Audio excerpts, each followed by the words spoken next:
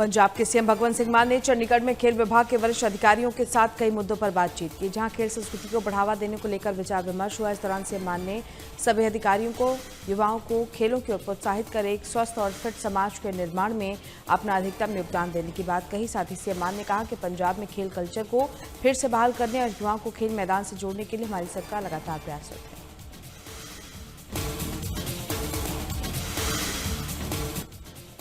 आम आदमी पार्टी के विधायक बलकार सिद्धू ने एक कार्यक्रम के दौरान थ्रेशर दुर्घटनाओं में प्रभावित किसानों और मजदूरों को चेक बांटे। इस मौके पर विधायक सिद्धू ने कई गांव के पीड़ित परिवारों को कुल 9,60,000 रुपए की सहायता राशि के चेक सौंपे। उन्होंने कहा, पंजाब सरकार हर मुश्किल घड़ी में किसानों के साथ खड़ी।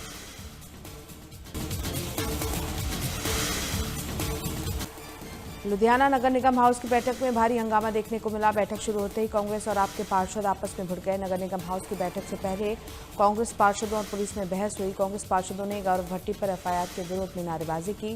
काफी देर तक हंगामा चलने के बाद किसी तरह वोटिंग शुरू हो गई, लेकिन फिर विपक्ष का हंगामा हो गया। विपक्ष ने इसमें गड़बड़ी का आरोप लगाया।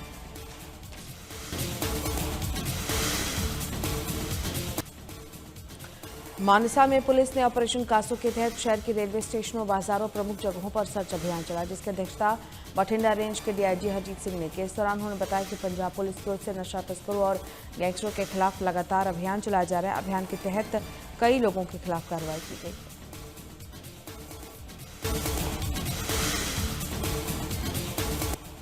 फिरोजपुर में सुरक्षा व्यवस्था को लेकर पुलिस ने कई जगहों पर नाकेबंदी कर चेकिंग अभियान चलाया।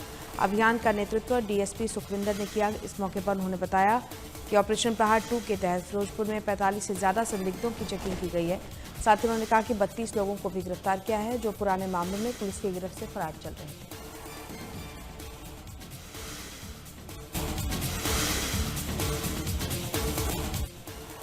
पंजाब पुलिस की ओर से जारी अपराधियों के खिलाफ ऑपरेशन प्रहार 2.0 का आज दूसरा दिन है। 72 घंटे तक चलने वाले इस ऑपरेशन के दौरान वांटेड अपराधियों के खिलाफ लगातार कार्रवाई की जा रही है। डीजीपी गौरव यादव के निर्देश पर इस 72 घंटे के विशेष अभियान के पहले दिन पुलिस ने पूरे प्रदेश में 2760 ठिकानों पर छापे मारे।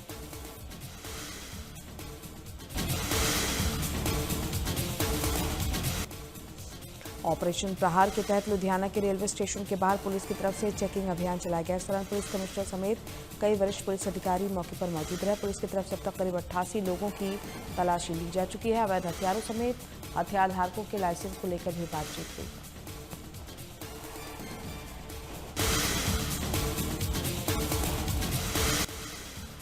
ऑपरेशन प्रहार 2 के तहत फरीदकोट में डीआईजी नवीन सैनी की अगुवाई में सर्च ऑपरेशन चलाया गया। इस दौरान शहर के कई इलाकों की तलाशी ली गई। इस मौके पर डीआईजी नवीन सैनी ने बताया कि पंजाब में ऑपरेशन प्रहार 1 को बड़ी कामयाबी मिली थी, जिसमें कई गैंगस्टर और उनके साथी पुलिस कस्टडी में लिए गए। उसी सीरीज के तहत ऑपरेशन प्रहार 2 शुरू किया गया, जिससे पंजाब से गैंगस्टरिज्म को खत्म किया जा सके।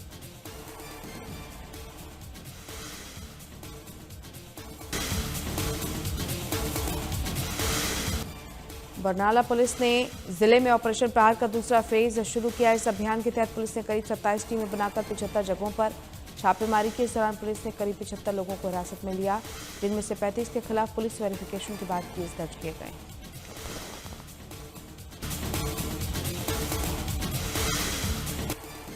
मुख्यमंत्री नारायण सिंह सैनी ने गुरुग्राम में कष्ट निवारण समिति की बैठक की अध्यक्षता की। बैठक में गुरुग्राम से जुड़ी कुल 17 शिकायतों पर सुनवाई हुई, जिनमें से 12 समस्याओं का मौके पर ही समाधान किया गया, जबकि बाकी बचे मामलों में संबंधित अधिकारियों को कार्रवाई के निर्देश दिए गए। इस दौरान मुख्यमंत्री नारायण सिंह सैनी ने अधिकारियों को स्पष्ट शब्दों में कहा कि आम लोगों की समस्याओं का त्वरित और प्रभावी समाधान करना सरकार की पहली प्राथमिकता है।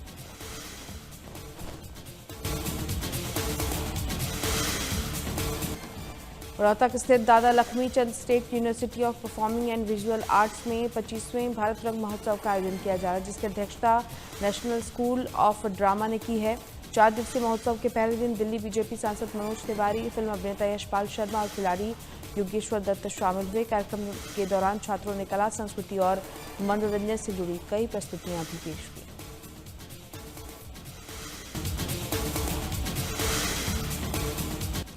रोहतक में अपराधियों द्वारा रंगदारी मांगने से व्यापारियों में डर का माहौल है। दरअसल रोहित गोदारा गैंग के सदस्यों ने ज्वेलर्स एसोसिएशन के संचालक से 5 करोड़ की फिरौती की मांग की। आरोपी ने रंगदारी व्हाट्सएप मैसेज के जरिए मांगी, जिसके बाद एसोसिएशन के संचालक ने आरोपी के खिलाफ पुलिस में शिकायत दर्ज कराई है। पीड़ित ने बताया कि उन्हें पिछले कई दिनों से रंगदारी की धमकियां मिल रही हैं। इसको लेकर पुलिस अधीक्षक से सुरक्षा और आरोपी के खिलाफ सख्त कार्रवाई की मांग की गई।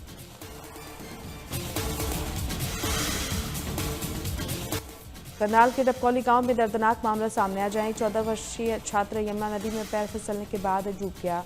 बताया जा रहा है कि छात्र अपने दोस्त के साथ नदी के पास मिट्टी लेने गया था। घटना की सूचना मिलते ही पुलिस और एसडीआरएफ की टीमें मौके पर पहुंची और युवक की तलाशी के लिए सर्च ऑपरेशन चलाया गया।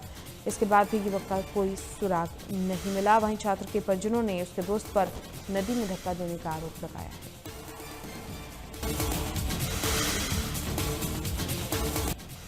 पानीपत में फर्जी सेल टैक्स अधिकारी बनकर ट्रांसपोर्टर्स और कोरियर कंपनियों को डरा धमकाकर लाखों रुपए की वसूली करने का मामला सामने आया है। सीएम फ्लाइंग की टीम ने इस गिरोह का भंडाफोड़ करते हुए एक आरोपी को गिरफ्तार किया, जिसने विभाग के कई इंस्पेक्टर और ईटीओ के साथ अपनी मिलीभगत की बात कबूल की।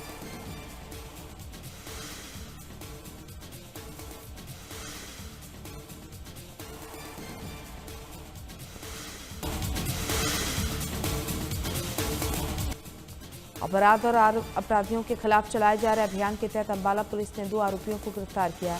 इन आरोपियों ने नकली पिस्तौल दिखाकर लूट की वारदात को अंजाम दिया था। गिरफ्तार किए गए आरोपियों की पहचान सूरज और नवीन के रूप में हुई है। पुलिस ने आरोपियों के कब्जे से लूट में इस्तेमाल की गई नकली पिस्तौल, मोबाइल और बाइक बरामद की।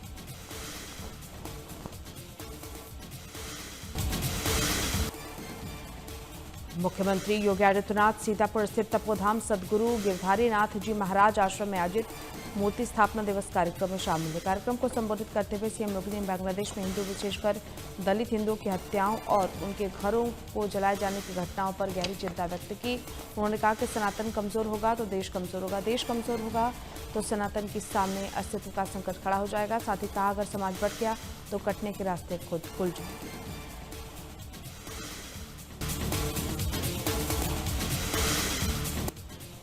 यूपी की राज्यपाल आनंदीबेन पटेल आज बलरामपुर के दौरे पर रहेंगे। इस दौरान वो दोपहर 12 बजे मां पाटेश्वरी विश्वविद्यालय का निरीक्षण करेंगे। इसके बाद राज्यपाल एचपीवी टीकाकरण कार्यक्रम में शामिल होंगे। वहीं कार्यक्रम में शामिल होने के बाद राज्यपाल आनंदीबेन पटेल अधिकारियों के साथ विकास कार्यों और योजनाओं को लेकर एक समीक्षा बैठक भी करेंगे।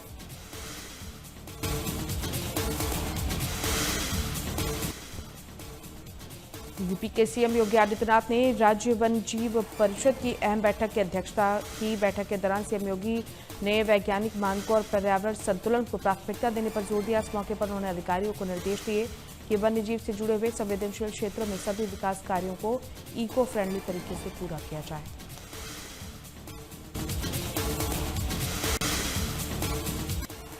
यूपी के सीएम योगी आदित्यनाथ आज बाराबंकी के दौरे पर रहेंगे। इस दौरान सीएम योगी श्री राम जानकी मंदिर में पूजा अर्चना करेंगे।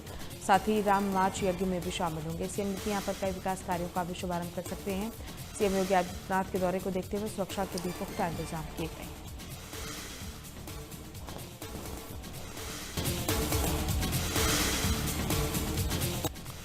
यूपी विधानसभा का बजट सत्र जारी है। सत्र के पहले दिन विधानसभा और विधान परिषद के संयुक्त सत्र को राज्यपाल आनंदीबेन पटेल ने संबोधित किया। उनके अभिभाषण के साथ ही बजट सत्र की औपचारिक शुरुआत हुई है, जिसके बाद वित्त मंत्री सुरेश खन्ना ने आर्थिक सर्वेक्षण पेश किया।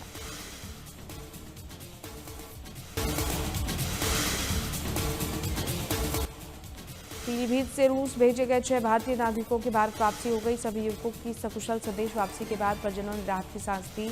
घर पहुंचने पर परिजनों ने माला पहनाकर सभी युवकों का स्वागत किया। केंद्रीय राज्य मंत्री जितेंद्र प्रसाद ने विदेश मंत्रालय के अधिकारियों को रूस युवकों की सही लोकेशन पता करके घर वापसी के निर्देश दिए थे।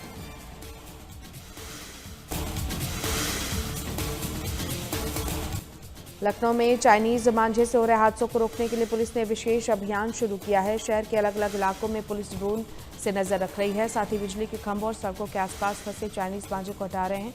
बता दें, चाइनीज मांझे से आए दिन वाहन चालकों, राहगीर और खासतौर पर दोपहिया सवारों के घायल होने की घटनाएं सामने आ रही हैं। इसी को देखते हुए ये अभियान शुरू किया गया।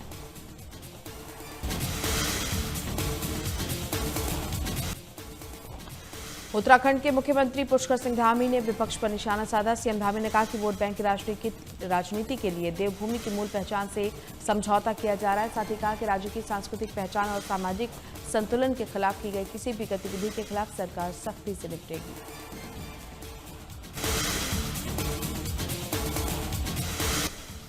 दिल्ली में हैदराबाद हाउस पर प्रधानमंत्री नरेंद्र मोदी और सेशल्स के राष्ट्रपति पैट्रिक हरमिनी के बीच महत्वपूर्ण बैठक हुई है। दोनों नेताओं ने द्विपक्षीय संबंधों और क्षेत्रीय सहयोग के मुद्दों पर चर्चा की। प्रधानमंत्री मोदी और राष्ट्रपति हरमिनी के बीच ये मुलाकात दोनों देशों के आपसी संबंधों को और मजबूत करने की दिशा में एक महत्वपूर्ण कदम मानी जा रही है।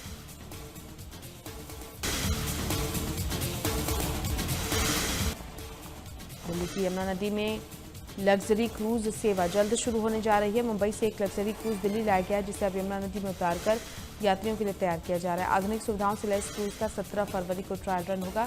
इसके बाद 20 फरवरी से लोग इस क्रूज की सेवा का आनंद ले सकेंगे।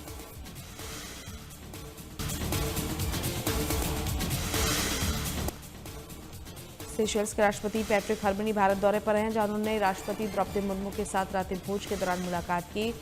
इस मौके पर उपराष्ट्रपति सीपी राधाकृष्णन भी मौजूद रहे। रात्रि भोज के बाद सेशल्स के राष्ट्रपति पैट्रिक हरमिनी ने कहा कि सेशल्स और भारत के लोगों के बीच एक मजबूत रिश्ता है। इस साल हमारे राजनीतिक संबंधों को 50 साल पूरे हो रहे हैं। भारत ने हमेशा खुद को एक पक्के समर्थक के रूप में दुनिया के सामने पेश किया है।